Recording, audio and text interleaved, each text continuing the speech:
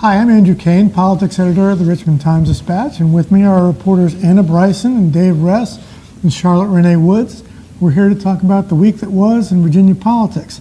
And just to give the lay of the land, we're about a week out from adjournment of the General Assembly session, and there are some big unresolved issues like the state budget, and we're also seeing a pretty remarkable sea change in the legislature. So we'll get to all of that as we go along. But first, I want to talk to Anna about a couple of interesting developments in education this week. Anna, what happened with the superintendent of instruction? So, right, Jillian Balow resigns this week. It was very interesting timing, the week after all the legislators left town, and also just 14 months into her tenure as state superintendent. But the context here is that there have been a couple of high-profile mistakes in the Department of Education recently. There was the $201 million budget miscalculation, the miscalculation of how much education funding was going to go to different localities. And then in November, there was the redraft of the state's K-12 history standards, which, as Youngkin himself said, had some errors and omissions in there. Yeah, and I remember that Superintendent Balow had to apologize for something about Native Americans. Yes, the history standards had referenced Native Americans as America's first immigrants, so she did have to apologize for that one. And this announcement, as you say, the timing was interesting. The governor was not here. He was up in New York when the announcement came out. And when he returned, you were in a group of reporters who met up with the governor at an event at a school in Louisa County, and you folks asked him about this, and what did he have to say? Yeah, just yesterday we spoke with the governor, and he did not answer several questions about whether or not he had asked Balow to resign or pushed her out the door. When he was asked, he said basically that she had all of the qualifications that she needed, and he wishes her the best in the future. And she's going to have something of a continuing role, right? Yes, this was not explained very well, but she did say in her resignation letter that she was grateful for the opportunity to stay on as a consultant. Interesting. You also, speaking of education, Anna, you reported on another interesting education-related episode, this one in Chesterfield County. What happened over there? So a middle school in Chesterfield County, Manchester Middle School, had gotten a former neo-Nazi as a guest speaker. They sent home a permission slip of sorts on Friday, and the person was supposed to speak this week, but there was a lot of outrage from some parents, and the school ended up canceling it. I think the contention from parents was that the choice of the school, it was a majority-minority school, and so parents were wondering why they would bring a former white supremacist to teach these lessons to minority kids. And to be clear, this obviously wasn't to be espousing white supremacy. This was someone talking about the road to redemption, right? Yeah, it was actually through the Virginia Holocaust Museum. I see. But yeah, parents were definitely concerned, like it doesn't matter if she's supposedly reformed, they felt that it was problematic to have her speak. Understood, okay. Dave, we saw a development today, Friday, as we taped this. The governor has signed the first of many bills to come. Tell us about what this entails. This is one that he had kind of highlighted talking to reporters immediately after the session adjourned. It's called universal licensing, and it seems pretty ministerial. It's like it basically says if you practice one of about 85 occupations, barber, professional wrestler, real estate agent. Professional wrestling is actually licensed by the state here. But you're licensed in a different state. You can come to Virginia and practice here. In fact, it says if you're from a state where your particular profession isn't licensed, there's a fairly streamlined way for you to get a license in Virginia. He did this at a really charming barber shop on the West Main Street. It's a walk up, brightly decorated, and This was, he said, his the first bill he wanted to sign, saying it's a kind of thing that would change lives. It very much fits in with at least a couple of his priorities. He's very big on workforce issues, that we don't have enough workers to fill jobs, so bring them in from out of state. He's very big on regulatory reform. Remember, he started off almost talking about a 25% reduction in regulations. And this fits with both of those. Interestingly, when I asked about, well, so what progress are we making on regulatory reform, he throws out a recent thing where they open the doors to out-of-state licensees who are mental health counselors. Mm-hmm. And mental health is another thing that he's been pushing, and another thing where there's really serious questions about there not being enough people to do what needs to be done.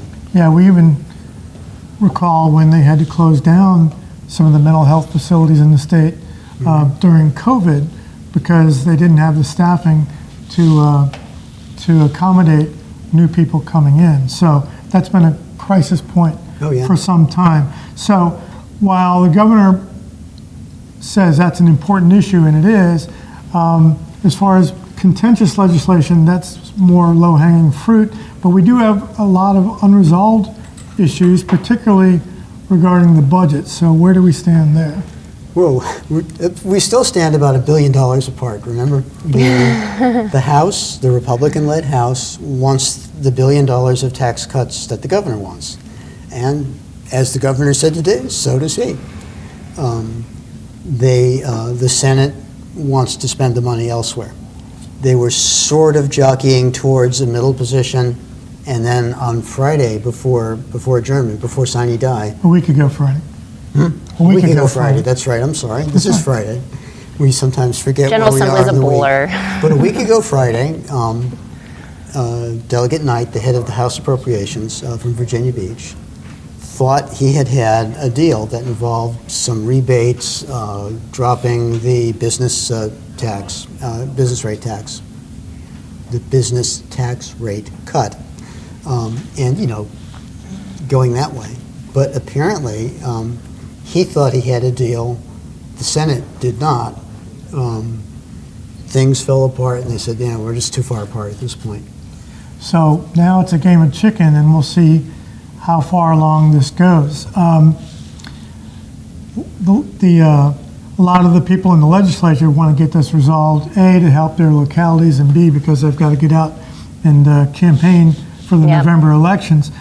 Charlotte, speaking of unresolved issues, there's been a lot of talk about cannabis and hemp, and there's a lot still yet to be determined, right?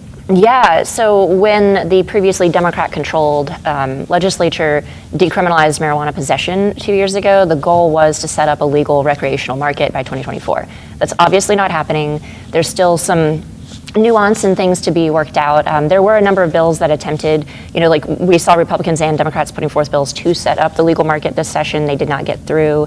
Congresswoman-elect Jennifer McClellan had an incubator program that would help small businesses get in on the ground floor of the industry, particularly people who've been negatively impacted when cannabis was illegal to possess. That didn't get through. Resentencing opportunities for people who are serving cannabis-related convictions did not get through, but 2 hemp bills got through. And so, cannabis and hemp are, they're similar plants, but they're very different. And so, sort of born of consumer protection concerns, there had been a spike in calls to poison control centers from people accidentally getting more high than they intended, or children eating what they thought was candy, but it was special candy.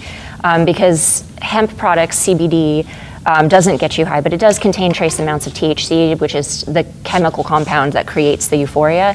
And so there's a synthetic form of THC called Delta-8 that's not been regulated. So, there's now, the bills that passed would ensure that, products have 0.3% of THC, which is what the federal level allows for, and 2 milligrams per package. But there are concerns from a consortium of small business owners were telling me they're afraid they're going to have to pull a lot of their products from their shelves, and it's going to negatively impact their business.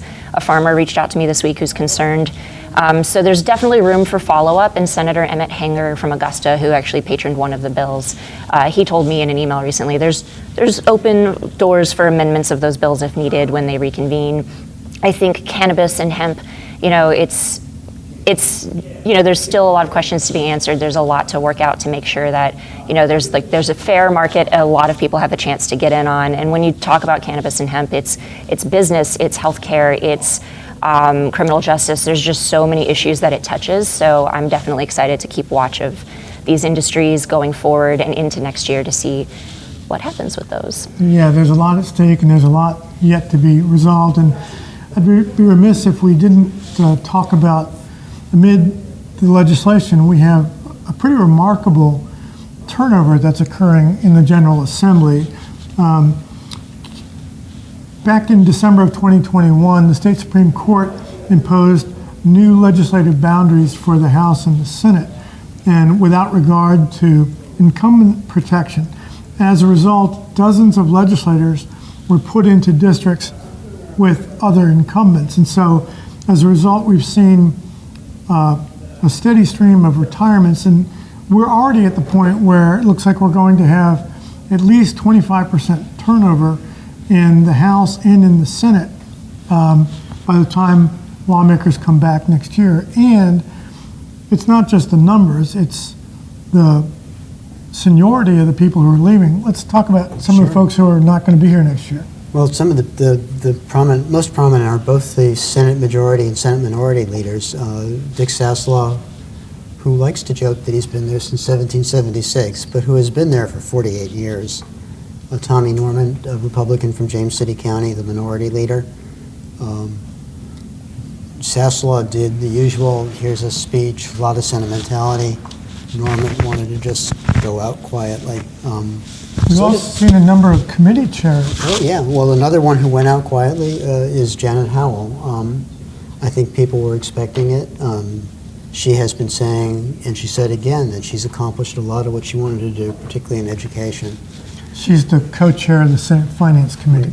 One who really sort of surprised me was Kathy Byron, who's the chair of the Republican from Lynchburg, or Bedford County, I think I need to say, chair of the House Commerce and Energy Committee. Probably one of the most powerful committees, definitely a money-raising powerhouse because it oversees utilities and businesses and banks and insurers. But she's leaving. She was matched up with a fairly new arrival, Wendell Walker. Yeah. Fellow Republican in the same fellow district. Republican, yep.